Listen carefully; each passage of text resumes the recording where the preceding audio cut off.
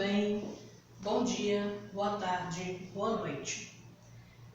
Vamos começar a nossa aula de Direito Processual Civil 3, dentro do tópico Procedimentos Especiais, dentro do Código de Processo Civil. E para falar sobre os procedimentos especiais, eu peguei um livro, uma obra recente, lançada há apenas 2 anos, portanto é muito recente, que é da lavra do professor Fred Didier, que é professor da Universidade Federal da Bahia, do professor Antônio Cabral, que é da UERJ, e também do professor Leonardo Carneiro Cunha, que é da Universidade Federal de Pernambuco, tá? Eu estou falando desse livrinho aqui, que é fininho, tá? E o título é Por uma nova teoria dos procedimentos especiais, dos procedimentos às técnicas, tá? É um livro que, segundo os autores, foi pensado depois de eles trabalharem no volume novo da obra do professor Fred Didier, que trataria dos procedimentos especiais, e eles perceberam a necessidade de escrever um livro específico para tratar sobre a teoria dos procedimentos especiais, dizendo, esses professores, todos eles já de larga carreira acadêmica, com mestrado, doutorado, afirmarem que os profissionais juristas brasileiros não se dedicaram tanto assim ao tema sobre os procedimentos especiais. Chega-se a dizer no livro que nunca houve um esforço para desenhar uma teoria dos procedimentos especiais. Então, de modo que eles pretendem inovar com essa obra aqui.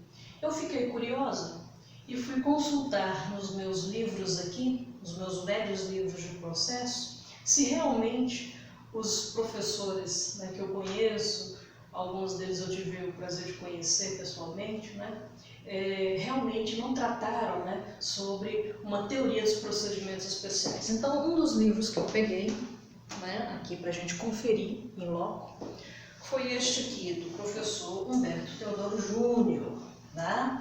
Esse livro aqui é de 2003, eu era aluna ainda da UFMG, tem dedicatória do professor, E esse volume 3, ele trata só sobre os procedimentos especiais, Além, obviamente, daqueles de jurisdição voluntária, mas também procedimentos especiais. E realmente eu notei aqui, abrindo o livro do nosso querido professor Humberto Teodoro Júnior, o livro é de 2003, é bom lembrar, nós temos apenas 6 páginas dedicadas à conceituação, à explicação, à delimitação do tema sobre os procedimentos especiais. Na sequência, ele já começa tratando especificamente sobre cada tipo de ação, começando com a ação de consignação e pagamento. A outra obra que eu conferi é do professor Hernani Fidelis dos Santos, já falecido, infelizmente. Tem dedicatória dele também aqui, cuidei de pedir a dedicatória do professor, que também foi desembargador do Tribunal de Justiça de Minas, assim como o professor Humberto Teodoro Júnior, inclusive os dois foram amigos, contemporâneos no início do estudo sobre o processo, ainda na região do Triângulo Mineiro, quando começaram a carreira acadêmica e de juízes na região. E aqui realmente fala sobre procedimento ordinário e procedimentos especiais, 3 páginas. São 3 páginas dedicadas para tratar sobre os procedimentos especiais. E eu peguei um mais antigo ainda, que eu tenho aqui na minha biblioteca. Esse aqui é de um ministro do Supremo Tribunal Federal, já falecido, que é o Moacir Amaral Santos, que também foi professor da USP, na cadeira de Direito Judiciário Civil na USP. Esse livro é de 1964, Direito Processual Civil, e curiosamente nada fala a respeito de procedimento, fala apenas de processo. não fala de procedimento, tá? Fala aqui do processo, conceito de processo, né, natureza jurídica do processo, todos esses elementos, né, que a gente já aprendeu em teoria geral do processo, né? Então, esse professor, ele não trabalha, né, sobre procedimento. Procedimento não é um tópico, inclusive, para diferenciar processo de procedimento nessa obra. E isso tem uma razão de ser, tá?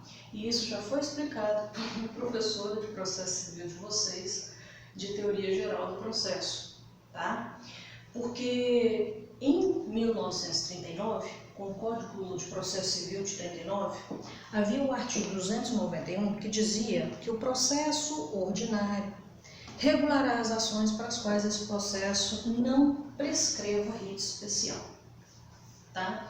Então, não tratava sobre procedimento, eram processos especiais. Não eram procedimentos especiais, eram processos especiais, tá? Tanto é que você pega, se você tiver curiosidade, pega o CPC de 39, é fácil, na internet vocês acham. Vocês vão lá no livro 4, tá? E aí tem um tópico dos processos especiais, tá? Que inclui das ações executivas, pensem. Ações executivas era um tipo de processo especial para o CPC de 39, enquanto que hoje em dia não é trabalhado como processo especial, né? É claro que tem um rito próprio, né, de módulo executivo, mas ele era tratado dentro do CPC de 39 no livro, né, sobre processos especiais. Ou seja, tudo aquilo que não fosse processo ordinário, comum, era processo especial, inclusive a própria execução, né? Então, lá ele diz, né, que, inclusive, nessa ação de execução, até a penhora, depois da contestação, vai seguir o rito do procedimento comum, né, do processo comum, né? Isso por quê?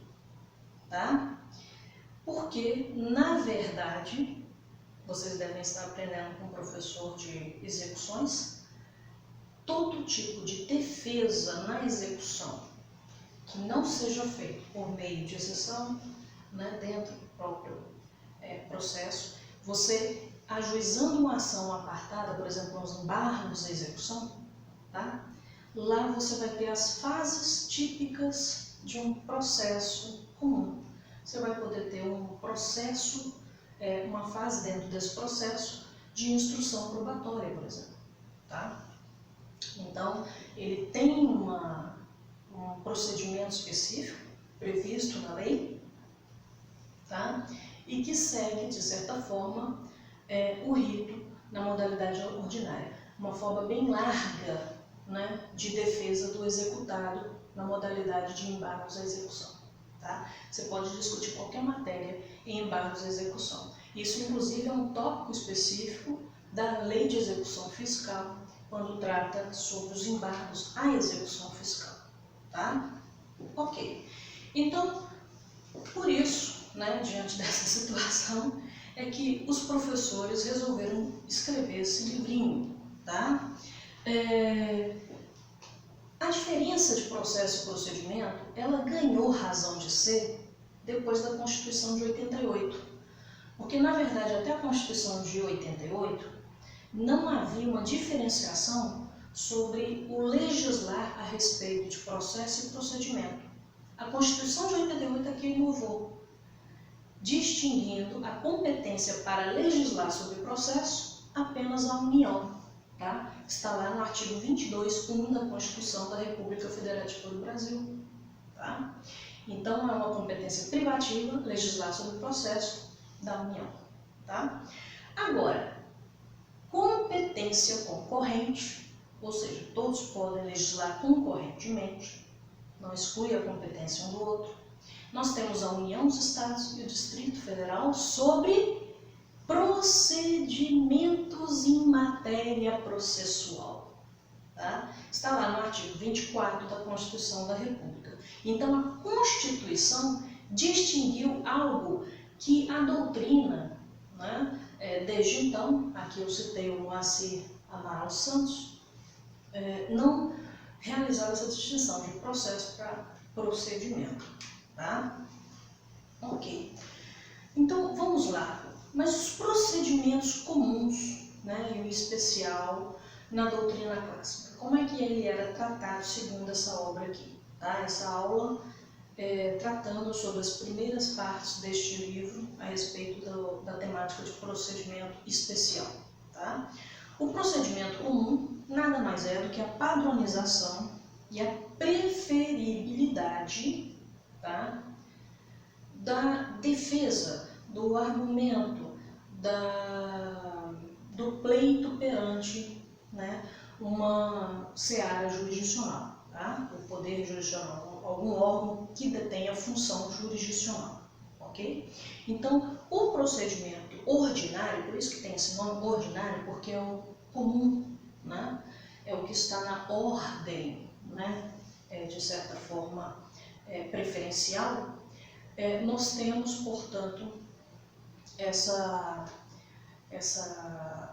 preferência, né, desse procedimento, tá? E isso tem uma razão histórica vinculada à racionalidade do processo, tá?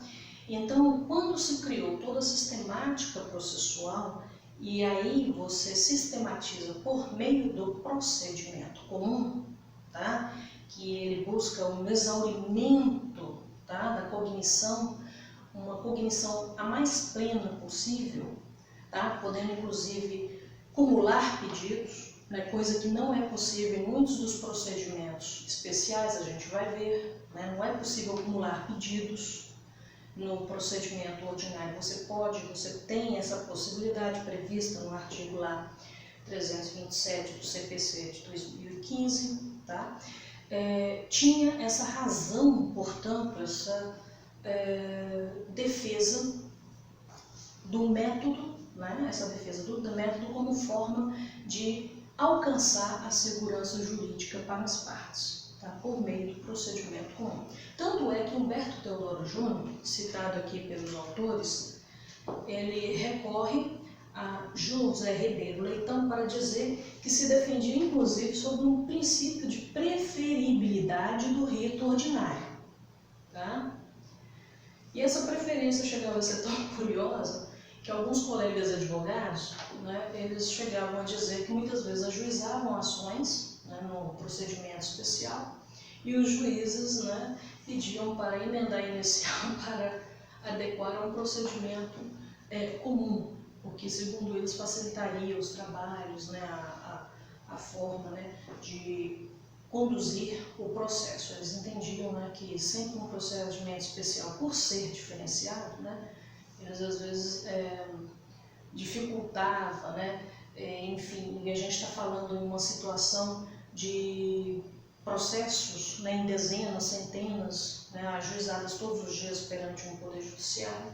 A gente, portanto, tem uma facilidade maior de seguir, em termos de volume, de quantidade, obviamente, aquilo que tem um método padronizado.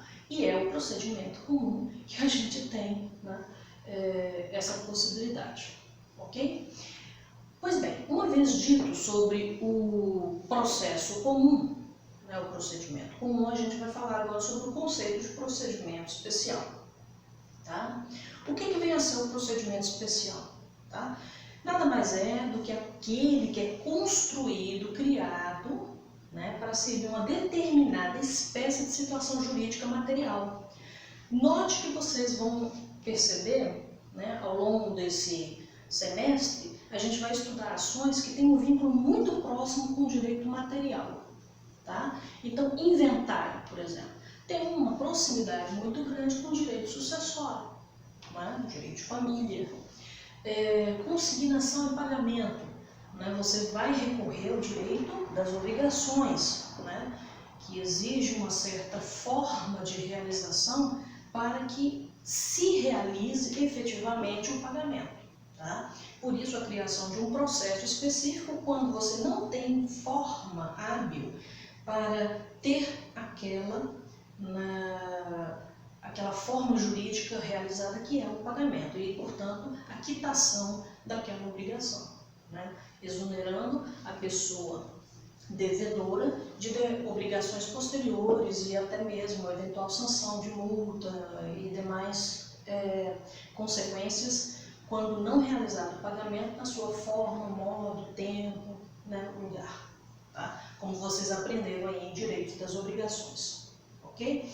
Então perceba que todo procedimento especial ele sempre está vinculado a uma situação jurídica material específica, né? E é por isso que ele é especial e é criado para atender essa situação específica, tá? Portanto, é evidente que o procedimento especial ele segue um critério de especialidade, tá? Então, qualquer tipo de procedimento especial que você vai manejar e que está previsto no Código de Processo Civil e também em leis extravagantes, porque é bom lembrar que não é apenas o que está no Código de Processo Civil que é procedimento especial, também outros, né, previstos em diplomas processuais extra-código, né? Então você tem esse critério da especialidade. Então, o que não é procedimento especial? É tudo aquilo que for processo ordinário, procedimento ordinário. O procedimento comum ordinário, portanto, ele tem um caráter residual. Se você não consegue realizar o seu pleito jurídico, que você busca a sua satisfação de uma pretensão, né, jurídica por meio de uma tutela jurisdicional, você, obviamente, né, não tendo esse procedimento especial, vai realizá-lo por meio do procedimento ordinário comum, tá? Então, ele tem um caráter residual. Não achou nenhum procedimento especial específico para atender essa sua pretensão? Procedimento comum, tá? E aí nós temos também uma peculiaridade que o distingue do comum, tá? Então, você não pode perder também o ponto de vista da análise daquele procedimento que você está analisando. Porque, por exemplo, a ação civil pública, ela é comum dentro do rol de tutelas jurídicas, né, coletivas, o rol de tutelas coletivas. Mas, em relação ao procedimento comum, tá, ele é especial.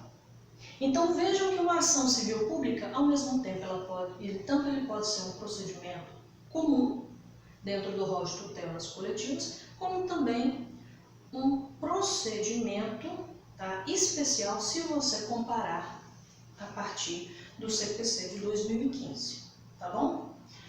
Pois bem, quais são os fatores que justificam a criação de procedimentos especiais? E aí tem um tópico nesse livro que é muito interessante, que é a possibilidade de os procedimentos especiais terem um certo dinamismo pelo qual você adapta, né, por meio da lei, aos novos direitos, tá?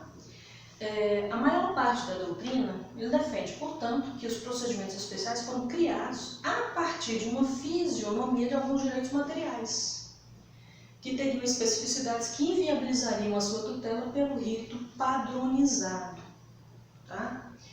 Que é um exemplo típico, né, que está previsto e justifica isso no Código de Processo Civil de 1939, é o próprio mandado de segurança, que estava previsto no CPC de 1939. O mandado de segurança ele estava previsto lá em seu artigo 319.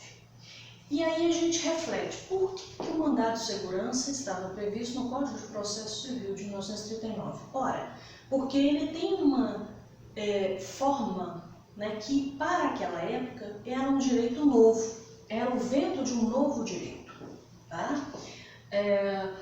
O mandado de segurança, ele, de certa forma, ele surgiu por força, né, dos famosos rights, né, proclamados pelo Supremo Tribunal Federal logo após a proclamação da República Brasileira, tá? Não havia um diploma legal prevendo o mandado de segurança processual, não. Havia apenas a sedimentação que a doutrina poderia embasar esse remédio constitucional perante o Supremo Tribunal, como de fato ocorreram vários pleitos, né, que tem o nome, tem a nomenclatura de habeas corpus, na verdade, ele tem uma natureza jurídica para o tempo atual de mandado de segurança. Tá? Se você estudar alguns julgados históricos dos primeiros anos da República Brasileira, você vai perceber isso.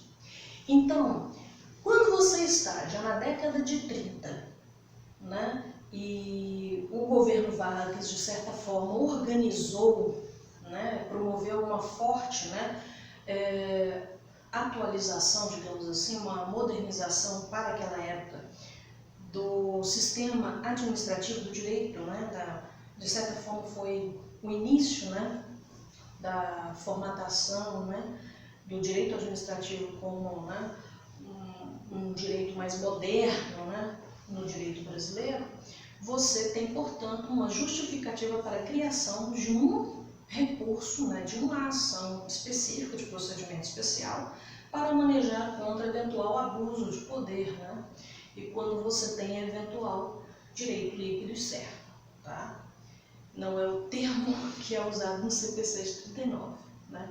Mas mutatis mutandis é aquilo que está lá previsto no CPC de 39. Então veja que o mandado de segurança ele seguiu uma onda de novos direitos para a década de 30, motivo porque ele estava previsto no CPC de 39.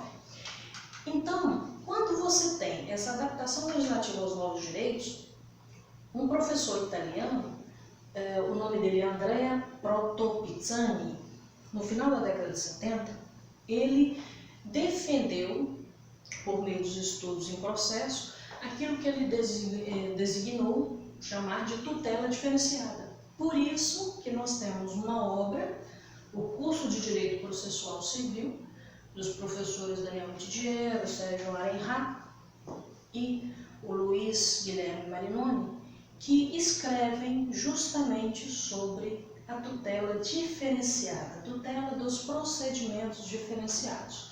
Essa matéria que a gente estuda nesse semestre, sobre os procedimentos especiais previstos no CPC de 2015, está nesse livro como procedimentos, né, de tutela diferenciada, por causa da herança desse professor italiano, que inclusive é estudado. Se vocês pesquisarem as revistas da Universidade Federal do Rio Grande do Sul, por exemplo, que é onde o professor Daniel Mitidiero leciona, vocês vão ver muitas citações a essa obra do professor Andrea Protopizzani.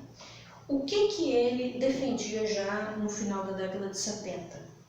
E aí vocês se atualizem, né, o contexto histórico. Né? Na década de 70 você já tem uma onda, né, de direitos pelo divórcio, a liberdade da mulher, né, a lei do divórcio brasileiro, né, vários movimentos já para defender direitos coletivos, né, já começa uma onda dos direitos difusos.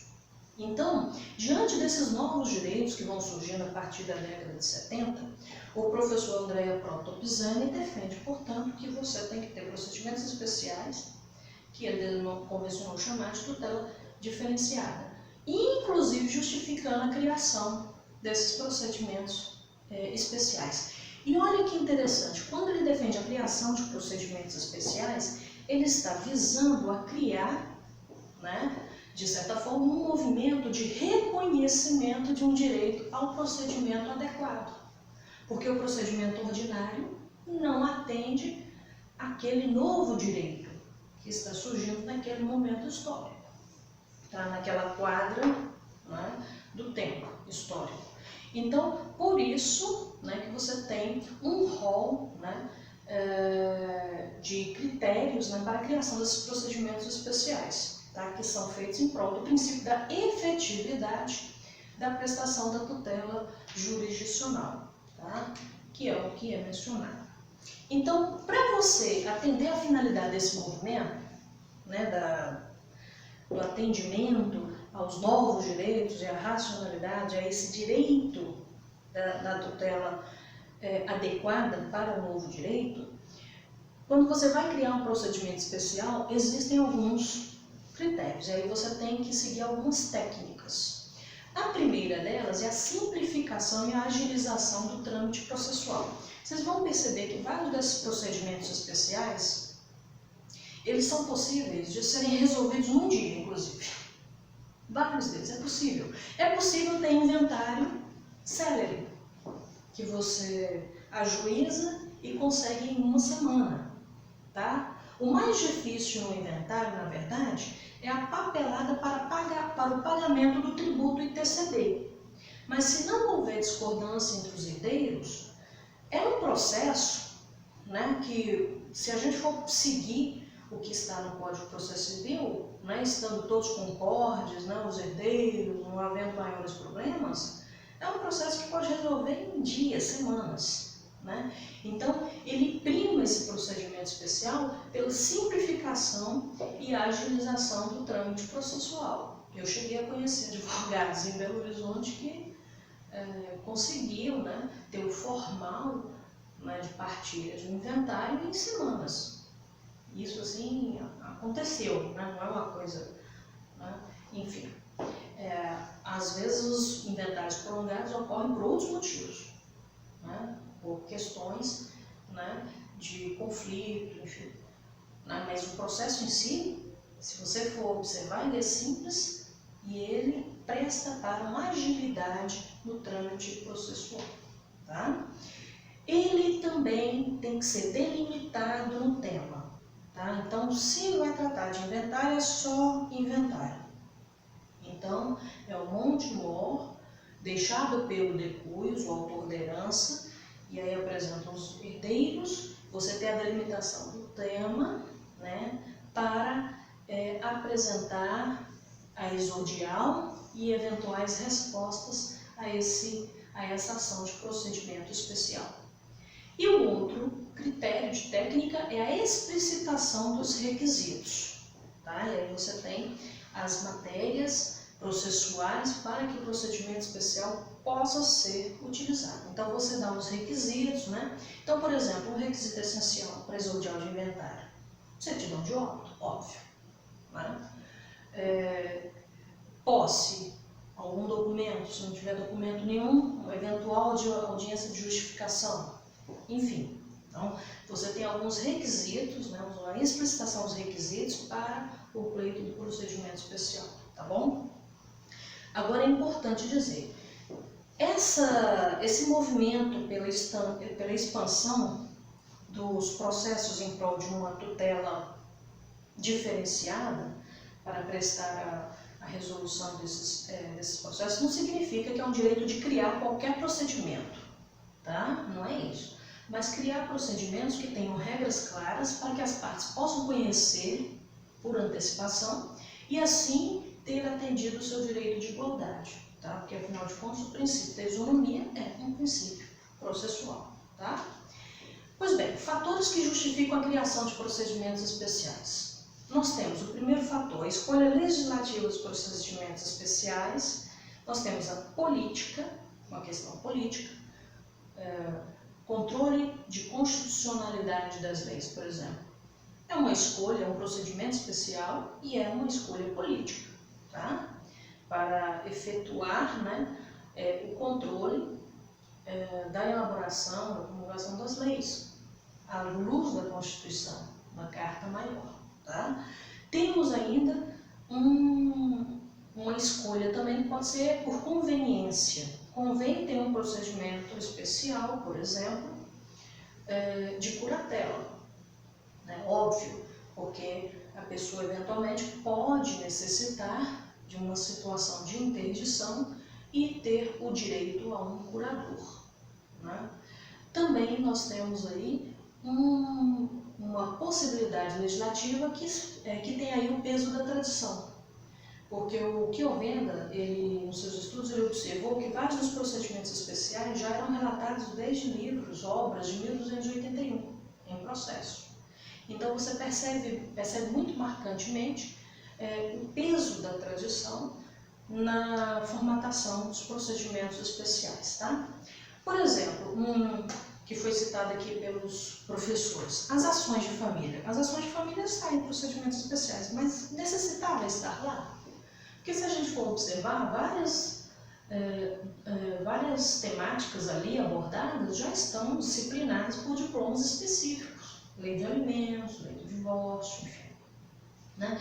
Por que se criou ali como procedimento especial?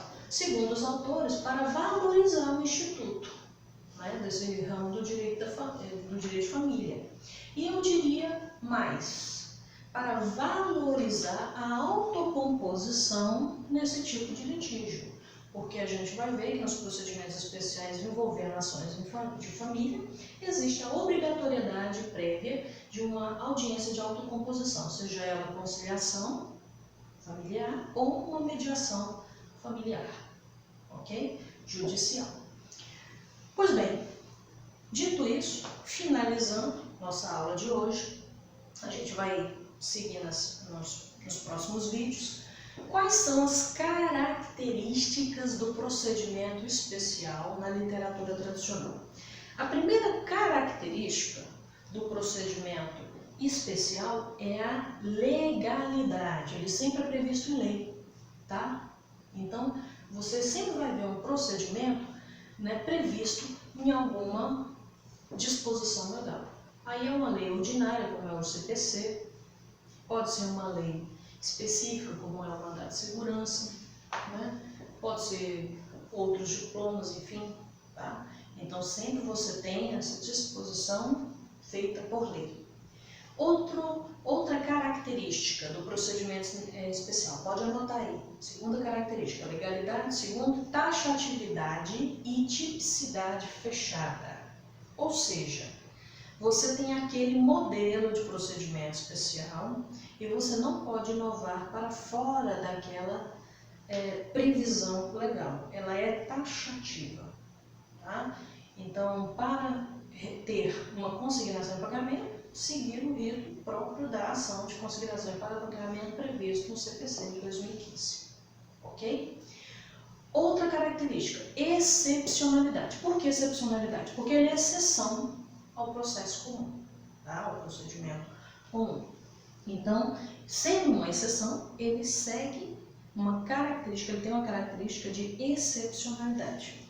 Outra coisa, indisponibilidade. Ou seja, você não pode escolher outro procedimento que não aquele apto, né, para atender o seu interesse. Óbvio que a gente pode ter alguma escolha, mas isso aí fica para um outro momento da nossa aula, tá? Mas, por rigor, você não pode transformar uma ação de inventário numa ação de arrolamento de bens, por exemplo, né? Ou uma ação de reconhecimento de paternidade. Não, isso aí vai ter que ser resolvido fora da ação de inventário, embora haja repercussão dentro da ação de inventário, tá? Temos ainda a inflexibilidade, ou seja, que é o paradigma racionalista típico, né, de previsibilidade do procedimento. Então, você tem uma previsão de como se dá os atos processuais em sequência, naquele tipo de ação de procedimento especial, e, portanto, você não tem flexibilidade naquilo. Então, isso é o que está dizendo a doutrina tradicional sobre os procedimentos especiais. Além disso, nós temos uma infungibilidade, ou seja, você não pode acumular ações, tá? Então, você não pode, né, acumular ações como no inventário, mas há exceções previstas na lei, tá? Tem algumas exceções que são previstas na lei e permite, tá, a acumulação de ações. Mas a regra é não admitir, portanto, nós temos uma característica predominante nos procedimentos especiais, que é a infungibilidade. E, além disso, a exclusividade. Então, a outra característica é a exclusividade, porque temos a técnica processual exclusiva para determinadas matérias, tá? Então, fechando, as características do procedimento especial, segundo a literatura tradicional, ok? Obviamente, isso aí vai ser objeto de crítica nesse livro, tá? E aí nós temos, portanto, os procedimentos distinguidos entre os opcionais e aqueles chamados procedimentos especiais obrigatórios. tá? Porque nós temos uns procedimentos especiais que podem ser escolhidos pela parte.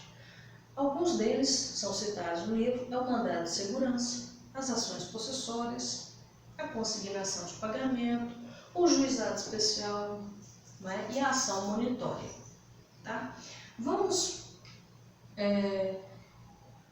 exemplificar, para ficar mais claro, essa questão, esse conceito da possibilidade dos procedimentos especiais opcionais. O mandado de segurança é obrigatório? Não, não é. Mas se você está diante de um ato que você julga ilegal, abuso de poder, e você quer pleitear uma liminar, você tem um prazo de 120 dias da data do ato para ajuizar a ação de mandado de segurança. Passou esse prazo, você perdeu o direito de ação, você não pode mais se insurgir contra o ato de abuso de poder, de autoridade, enfim? Não, você pode ajuizar, mas aí você vai ter que ir no procedimento comum, percebe? Então, por isso que se diz que o mandado de segurança ele é um procedimento especial opcional. Assim também é o juizado especial. Ninguém é obrigado a ir para o juizado especial, né? Estando naqueles limites dados pela lei, você pode tanto pleitear no juizado especial, como também ir para o juizado comum. Embora alguns diplomas legais obriguem, né, a tramitação no juizado especial, tá? Mas no juizado especial comum civil, tá, você pode optar por um ou outro, tá?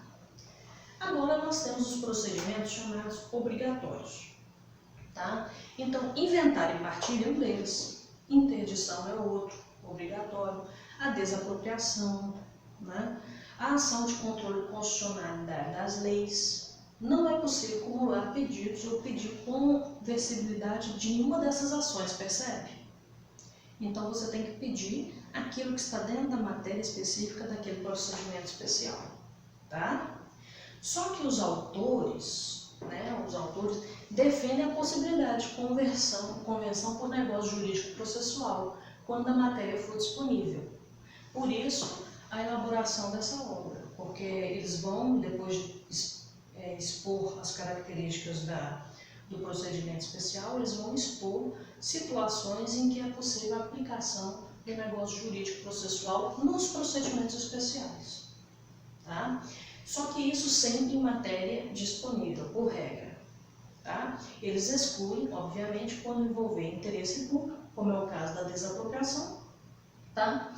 E também quando você tem uma situação peculiar material, de direito material, por exemplo, a falência. O processo de falência é um processo especial, mas você não pode admitir negócio jurídico processual na falência, tá? Porque ela tem um rito específico que serve para atender o conjunto de credores da massa falida, tá? Que está sendo submetida ao procedimento falimentar previsto na Lei 11.101, ok?